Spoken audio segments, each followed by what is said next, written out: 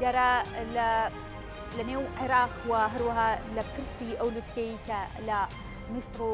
شەرمشەخ بەڕێوە دەچوو دێمەوە سەرپرسی کورد و بە دیاریکراوی ڕۆژاوای کوردستان دیارە سوید هەموو هاوکاریەکی وەکەوەی کە لەلایەن خۆیانەوە بڵاو کراوەتەوە کە هەموو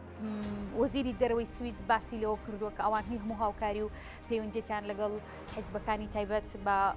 ڕۆژاوای کوردستان ڕدەگرن. ئەمە وا لێکدانەوە بۆ دەکرێت کە داخوازیەکەی سەرکۆماری تورکیا بێت کە لە ماوەکانی ڕابردوودا هەیبوو سەبارەت بە ئەندامبوونی هەریەک لە وڵاتانی سوید و فنلەندا لە هاوپەیمانی ناتۆ کۆمەڵێک داواکرا و بەشێک لە داواکراوانی کورد هەبوون چالاکوانانی کورد هەبوون لەو دوو وڵاتە دانیشتە جێبوون. تورکیا داوای دەکرد ئەم داواکراوانە ڕادستی تورکیا بکرێن بەشێکیان دیارە ڕۆل لە ڕۆژئاوای کوردستان بەشێکیشان لە باکووری کوردستانن لەسەر ئەم بابەتە و هۆکاری دیاری یاخود هۆکاری پشت ڕاگرتن هاوکاریەکانی سوید بۆ حیزبە کوردیەکانی ڕۆژاوای کوردستان ڕاستەخۆ لەگەڵ بەڕێز شیار عەلی کە بەڕێزیان نوێنەری پارتی یەکێتی دیموکراتی سویدن پەیەدا ڕاستەخۆ لە سویدەوە بەڕێگەی سکایپ میوانی ئێمە دەبێت کاکشیار زۆر سپاس بۆ ئامادەبوونت بڕیارێکی لەم جۆرەی سوید چ کاریگەریەکی لەسەر چالاکوانان و هەروەها ئەگەر بڵین ئەندام پەرلەمانەکانی نیشتەجێی سوید دەبێت.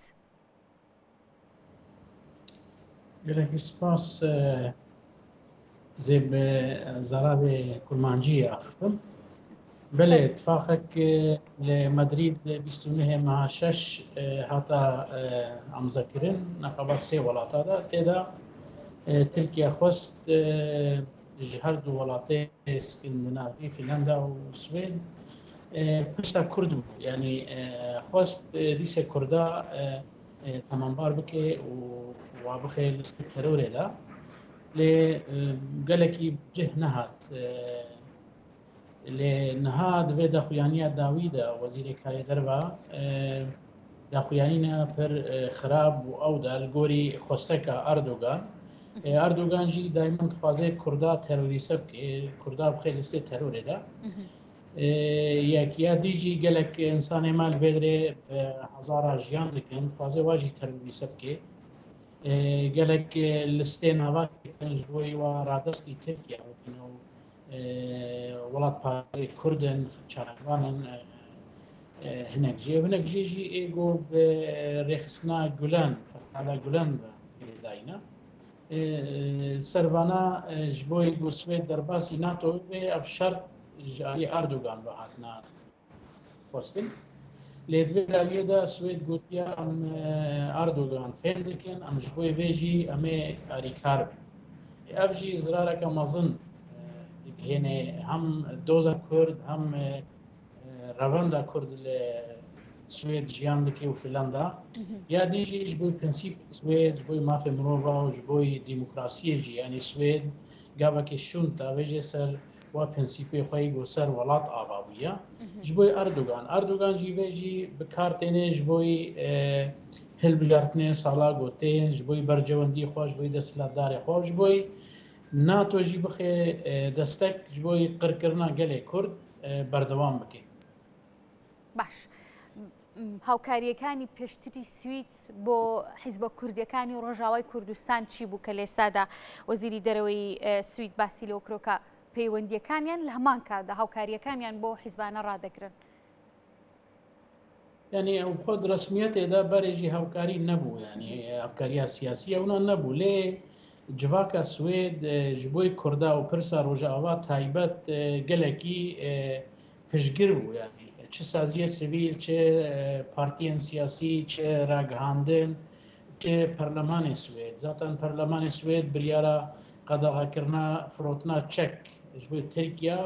hem partiya bi yek deng amze kir yani ew qedexe niha pêhandin ji bo Erdogan razî bikin lê هەفکاری کە گۆ بێ سوێد ئاریکاری ددا ڕێخستنا پێدا ڕێخستنا یەپەگەوە تشکیل و نەبوو ڕسمیەتێدا پشتگیری کە سوێد ji بۆی کووردا دۆزا کووردا گشتی هەیە وش بۆ ڕۆژاوا تایبەت لێ ئەردۆگان چما بێت خوازێ ئەردۆگان خوازێ دە هێزێ کووردا ئێگۆ ڕۆژاوا بڕاستی بوونە ستون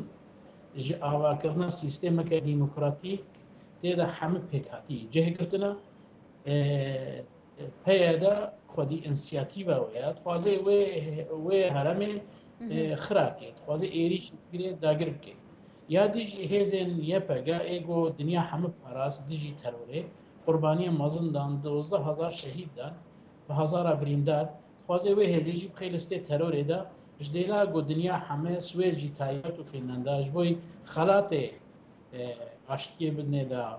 پشتگیری بدنێدا خوازم لێ بخنە لەستێ تەرۆرێدا و ئەوژی ji بۆی سوێد خراپە ji بۆی کورداژی باش نینە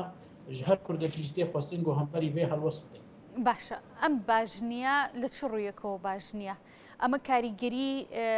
لە ئەندامانی پارتە کوردیەکانی ڕۆژاوای کوردستانە بێ کە لە سوید نیشتەجێن و سوید هەڵوێستی هەبێ بە گەڕانەوەیان یاخود ڕادەستکردنەوەیان بە تورکیا ئەگەر داوا کراو بن هێنێکی پرۆسسێکی وێ زەحمەت بێژ بەرگۆ پرۆسسێ ڕادەستی کوردا ڕادەستی ترکیاکێ تایبەت کوردی ڕۆژاوا وێ زەحمەت بێ پرۆسیدورێکی حقوقیە تێدا بەهۆڕ ناکەم سیاستمەدار کارێ مداخەلە بکێ و بگوهرێ لێ خەتەری هەیە سەر هەموو کووردا دناودەژی کوردی ڕۆژاوا ینی ئەو مژار دکارێ ببێ هەنێکی زەحمەتە لێ دکارێ ببێ باشە هەڵوێستەکان یاخود هەنگاوی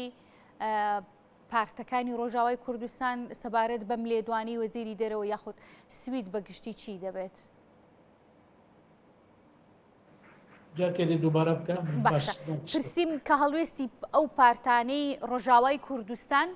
داخوازیان هەوڵەکانیان چی دەبێت بەرامبەر بە سوید بۆ دەرکردنی بڕیارێکی لەم جۆرە چاوەڕێی هیچ هەڵوێستێکەکرێت؟ ینی پارتیە سیاسی کوردی ئێ ڕۆژاوا هەڵوەستاوا چێ بۆی وێ کار حکوومەتە سوێد مولە فێن هەموو نەڕازی لەژێنە ینی جڤاکە کوردی بگشتی نەڕازیە بێ بەوێ و گۆری خەباتە گۆم مەشێنن جواتەکە سیویل هەیە لێ درێ هەفکارە دژی وێ هەڵوەستە سوێد و تورکیا هەڵوەستەکە پر وەکە باشتایە حتەنها لێ پارتیە سیاسی سوێدی بخوا سیاستمەدارێ سوێد ئەو خۆشی ژێ نەڕازیینە ینی پارتیên ئیرۆ لە حکوومەتێ دەنینن مخالەفەتێ دەنات پەرلەمانی سوێددا بڕاستی پر عێریشێکە دژوار برنە سەر بێ بریارێ باش بڕیارەکان تەنها کاریگەری لە پارتەکانی ڕۆژاوای کوردستانە بێت یاخود بۆ باکووری کوردستانیش بڕیارەکە ئەوانیش دەگرێتەوە ینی ئەوەی بریار هەنێکی بهتر سەر باکووری کوردستان بێ ینی وێ زرارێک بێ وێ زرارا مەزن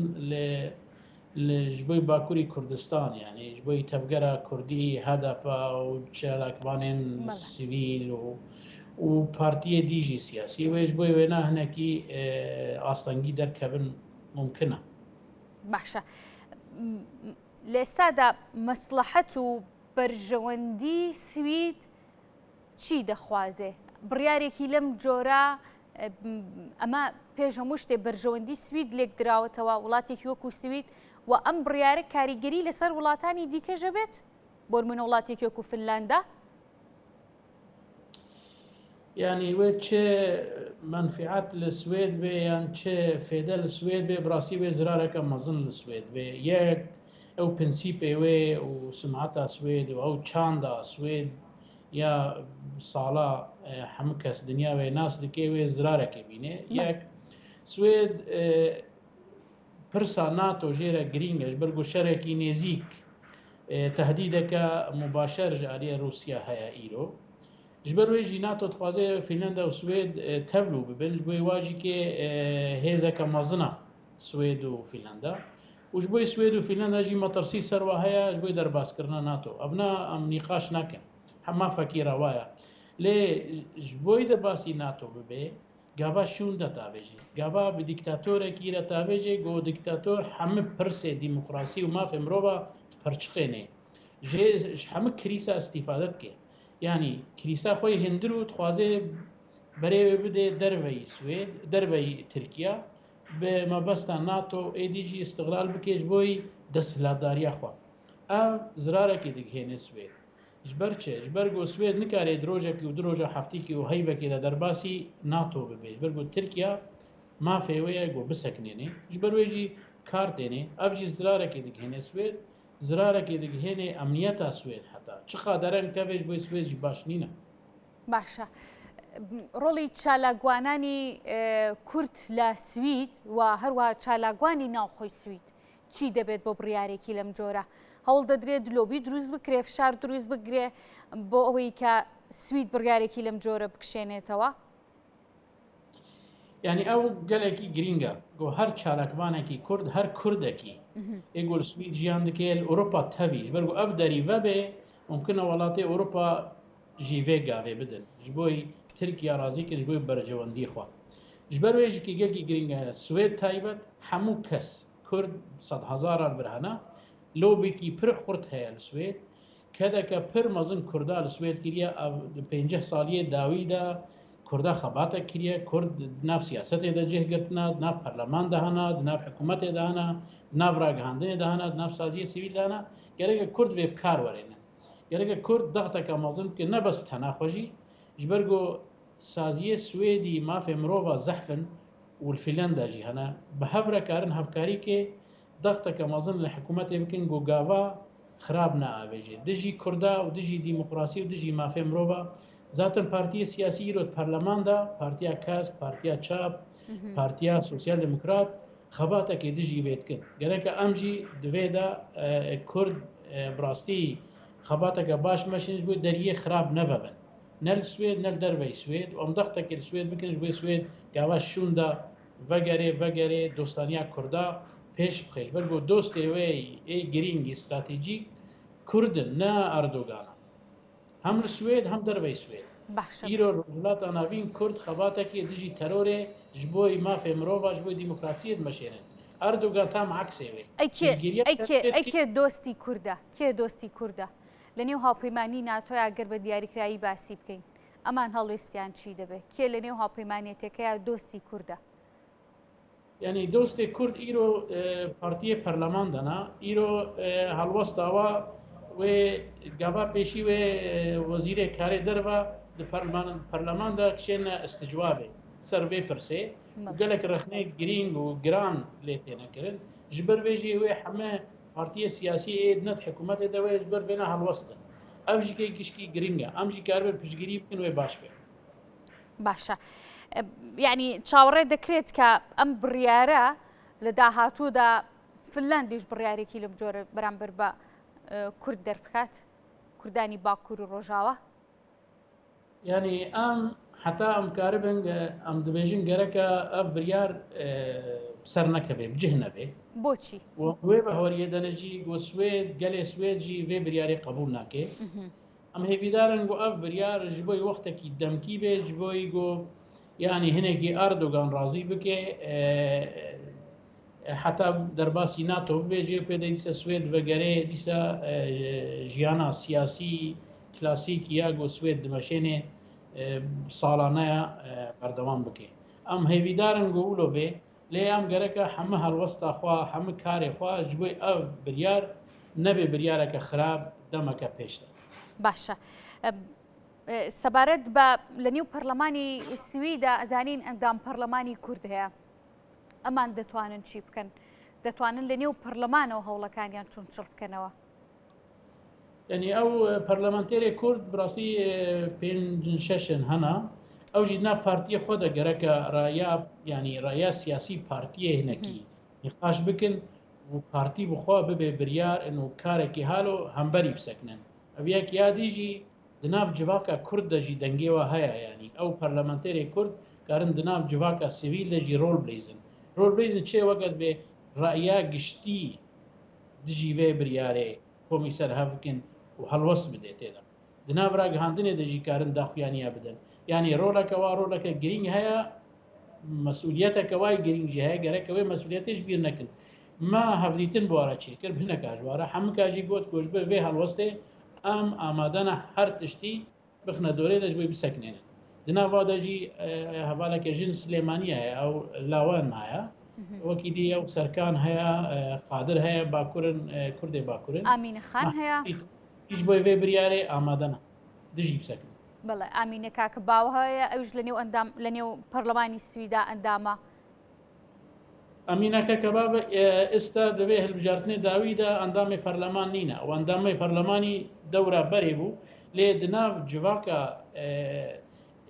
سیڤیل هەموو مڵەتێک و ژیان دەکێ خۆتی تەسیرەکە مەزنە چالاکوانەکە مەزنە ji بۆی vêjî ئەمینێ ڕۆلەکە پر گرنگ مەشێنێت ناو جڤاکە ژندا ناو جڤاکە جواندا ناو جڤاکە چەپدا ناو جڤاکە دیموکراسی و مافێ مرۆڤدا ڕۆلەکەوێ پر گرنگ هەیە و ئەمینێ وێ ڕۆلێ باش کارتێنێ و باش کارژی دکێ باشە کاک شیار دەزانین کە لە نێو مرجەکانە داواکانی ئەردۆغان سەرۆکۆماری تورکیا بۆ هەڵگرتی ڤیتۆ لەسەر فنلاند و سوید بۆ ئەوەی ببن بە ئەندام لە هاوپەیمانی ناتۆ چەند داوایەکە بوو یەکێک لە داواکانی ئەمە بوو کە ئێستا سوید جێبەجێی کردووە یعنی چاوەڕێی چی دەکرێت هەنگاوی داهاتوو تورکیا چی دەبێت چاوەڕێ دەکرێت کە هێرشەکانی ڕابردووی بۆ ڕۆژاوی کوردستان کردی دووبارە دەستی پێ بکاتەوە ممکنە کاربێ بکێ باشە ئەی توانای حیزبەکان چۆنە بۆ ڕوبەڕووبوونەوەیان حیزبەکانی سوێد مەبەستم پارتەکانی ڕۆژاوای کوردستانە ئەوانی کە لە ناو ڕۆژاوادان توانایان چۆنە بۆ ڕوبەڕووبوونەوەی تورکیا باش ستێ نەگەشتم باشە باس ینی پارتیان سیاسین ڕۆژاوات باست بەڵێ باس لە پارتە سیاسیەکانی ڕۆژاوای کوردستانەکەم لە ناو ڕۆژاوادا توانایان چۆنە بۆ ئەگەری هەر هێرشێکی سەربازی و عسکەری تورکیا بۆ ڕۆژاوە ینی تورکیا عێریشێ عسکەری سەر ڕۆژاوا وانات بەحستکێ یانجی ئەرێ ینی ئەو هەنێکی بە ئەمریکا و رووسیاوا بەگرێدا یا بتفاقی وای هنگی بە ینی لێ دەمەکە نێزیک دەوێ زەحمەت بێ لێ تورکیا هەر ڕۆژانەژی عێریشتکێ ڕۆژانە عێریشتکێ ده القامشلۆ ئەو عەرەبەک درۆنەرێکێ ڕاکێتە کاوێتێ تێدە شەهید هەبوون ینی تورکیا ممکنینە ئیرۆ عێریش نەکێ سبە عێریش کێ دایمەن کورد ڕۆژاوا چه پارتیان سیاسی چن هێزێن عسکەری گەرەکە تدبیرە بگرن و حاضر بن ji بۆ عێریشە ینی تورکیا دixwaze ناتۆ کار وەرێنێ ji بۆ عێریشی مە بکێ بەرێژی li باکوور کiriye çekê ناتۆ عێریشی مە بکێ îro li ciyê jî bombeyê kîmyawî kartêne dijî şervan azadiye ji bo gelê Kurd xebatekê dikin yanî êrîş wê hebin wê daimen jî hebin tedbîr jî gereke daimen hebin بەڕێز شیار عەلی کە بەڕێزیان نوێنەری پارتی یەکێتی دیموکراتی واتە پێدە لە سوید زۆر سپاس بۆ ئامادەبوون کە ڕاستەوخۆ لە سوید و بەڕێگەی سکایپ میوانی ئەمە بووی ماندوو نەبی